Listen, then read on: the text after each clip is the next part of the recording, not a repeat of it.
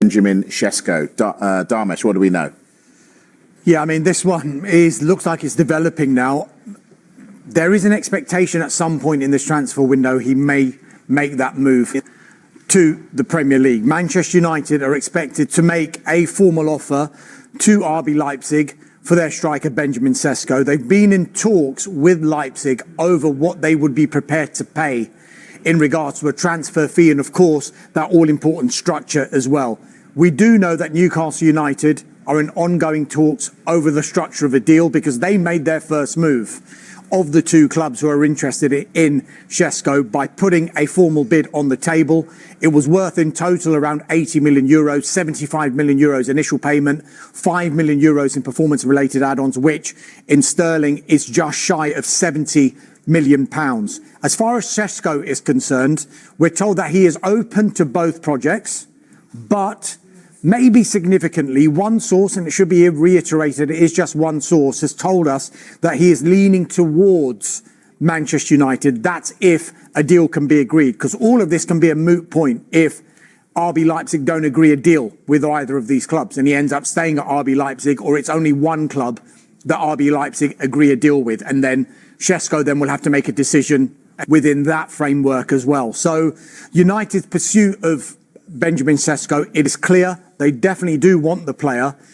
I just get the impression that if he was to come, would there be question marks over United's current number 9 in Rasmus Højlund? Well, there are question marks already, aren't there? There have been over the course of this entire summer, but it's been fascinating to see the way Højlund has responded to these transfer rumours. He said when he was on international duty that he wants to stay and fight for his place, and he reiterated that last week. United beating Bournemouth 4-1. He scored in that game. He said he scored twice, but it only went down as one goal. But he said that he wants to fight for his place, despite the fact it has been a difficult 2 years for him. Let's bear in mind, he's just 22 years of age. Ruben Amorim said that he's really happy with Rasmus Højlund, but we understand that Manchester United are willing to listen to suitable offers for the striker in this window, because we know that Manchester United do have to make sales if they're to sign a striker. They don't necessarily have to make the sales now to sign a player like Benjamin Sesko, but they will have to at some point this summer to comply with PSR. So those sales must be made before the end of the transfer window. And if United sign Benjamin Sesko, you can understand why there will be issues for Rasmus Højlund, because United aren't in Europe next season. There's going to be far less game time for Manchester United to field players. And there is potentially some similarities if United do look to sign Sesko in this transfer window compared to what they did 2 years ago with Rasmus Højlund. You'd argue that Benjamin Sesko is maybe slightly further ahead in his development, having played it in the Champions League. He scored 13 goals last season. And this graphic here compares the two players in the season before they joined Manchester United. If this is the case with Benjamin Sesko, you can see United spent £72 million on a very young player who scored just 9 goals in Serie A for Atlanta the season before he joined Manchester United. Sadly for Rasmus Højlund, last season he scored 4 Premier League goals in 32 appearances. He's been dealt a very tough hand. Circumstances haven't been kind for him. So are you saying they have to be careful because they might be making the same mistake? The argument is, and United in this transfer window have signed 2 proven Premier League players. Bryan Mbeumo scored 20 goals in the Premier League last season. Matheus Cunha scored 15. There was a player there, and there is a player there available for the right price. I know Aston Villa don't want to sell him, but Ollie Watkins is ready-made to come in. But he turns 30 at the end of this year. There is no resale value. If Aston Villa want somewhere between 45 and 60 million pounds, for United, they wouldn't get any money back for Ollie Watkins, but perhaps he could fit in straight away, kick-start what Ruben Amorim is trying to do, give him 2 or 3 years of good service. Whereas with Benjamin Sesko, the potential is clear for everybody to see. Arguably, he's one of the most exciting strikers in Europe. There is a very high ceiling. Perhaps Benjamin Sesko can get to a higher level than Ollie Watkins. But heading into this Premier League season, there's an argument you want someone who's going to hit the ground running. I'm not saying United are potentially making the same mistakes they did 2 years ago, because I think Rasmus Højlund is going to have a brilliant career. There are really, really encouraging signs. But perhaps it was wrong to sign him 2 years ago as the frontline number 9. Anthony Martial was there as well, but he had a number of injury issues for his time at Manchester United. Rasmus Højlund was already going to have to carry a huge burden. He's done what he can, but it's not worked out in the Premier League so far for him. One thing Is Sesko a gamble for Manchester United? One thing I would say about Rasmus Højlund, I know there's been so much criticism and scrutiny aimed in his direction, but if you look at when he actually joined, I don't think, as James alluded to there, that United's aim was, right, here you go, you're going to carry the burden of Manchester United's goal-scoring responsibility. But added to that, when he arrived, he was slightly injured. He actually didn't make his debut until early September, so he didn't have a pre-season at all in a new club, in a new country, in a new league, at all. The following summer, right, can we see the best out of Rasmus Højlund? Because he showed signs in his first season.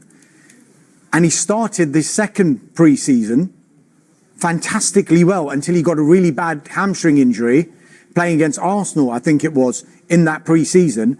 And he didn't actually start for United or make an appearance for United until mid to late September of last season. So again, he's missed the pre-season. Now, there's a touch of irony now that there's been a lot of talk about whether Rasmus Højlund has got a future at Manchester United in a pre-season where he has played a full part and he has impressed. James says he's showing encouraging signs. He says he wants to fight for his place. Ruben Amorim has been praising Rasmus Højlund for his performances and how he's starting to adapt to his system and adapt to the team.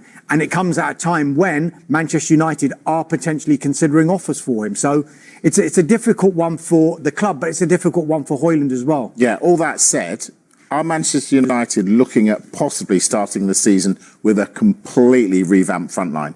Well, it could be the case. You've got Brian and Bumo on the right-hand side, Matthias Cunha on the left-hand side, and potentially, there's still a long way to go with this. You've got Benjamin Sesko as the striker, and Bumo, 20 Premier League goals last season, Cunha, 15 last season. United in total, across their 38 matches in the Premier League last season, scored 44 goals. Already, you're going to get 35 goals from those players if they perform at the level which we know they can. And that has been the main issue for Manchester United over the course of the last 10 years. They've signed players who look like they're going to be absolutely perfect to take Manchester United back to the very top. But the weight of the shirt, changing managers, the hierarchy, internal issues have meant that we've not seen the very best of those players. But United hope by signing Premier League proven players in the form of Mbeumo and Cunha, they can get back to that level. Sesko is largely unproven, but there's a reason why Arsenal looked at signing him in the summer. There's a reason why Newcastle want to sign him now, and why United feel like now is probably the time to sign a new striker. I do really feel for Rasmus Højlund, if this is the case, that against his wishes, he surplus the requirements at Manchester United, because I really think there is a top player there. He's been dealt a really tough hand coming in at such a young age, having to be United's number 9. But you'd argue at this moment in time, Sesko probably would be an upgrade on Rasmus Højlund, as encouraging as he's looked in pre-season. And United want to get a player in as soon as they can for the start of this season. Dharmesh, I'm going to ask my question again. Are United taking a gamble on Sesko? Take a gamble on every transfer. And every transfer, it's got an element of risk to it. Until they actually turn up and play, you could have someone who is tried and trusted in the Premier League and it won't work. You could have someone who hasn't played in the Premier League and suddenly he hits the ground running. It's all going to depend on how they integrate into the squad and how they're going to perform and how they're going to fit into a particular formation that Ruben Amorim is not going to change. So he's going to be selecting players with his recruitment team that fit the system he wants to play. There looks like there's more rhyme and reason behind United's recruitment in this transfer window than there has been in the past. So on that front, it looks a little bit more encouraging that the signings that they're making are more likely to work than what are perceived to have been risks in the past. I tell you what. Manchester United have joined Newcastle in the race for Benjamin Sesko and are expected to make a formal offer. Newcastle made a £69.8 million bid on Saturday, with discussions continuing over the structure. Sesko is open to both Premier League clubs. Manchester United are expected to make a formal offer for RB Leipzig striker Benjamin Sesko after Newcastle bid £69.8 million over the weekend. Man United have been in talks with Leipzig over what they would be prepared to pay. Sesko is open to both projects, but one source told Sky Sports News he is leaning towards Man United if they can agree a deal. United's pursuit of Sesko throws into question Rasmus Højlund's future at Old Trafford, with the club understood to be listening to suitable offers for the striker. It was thought United would have to make sales in order to bring in a striker.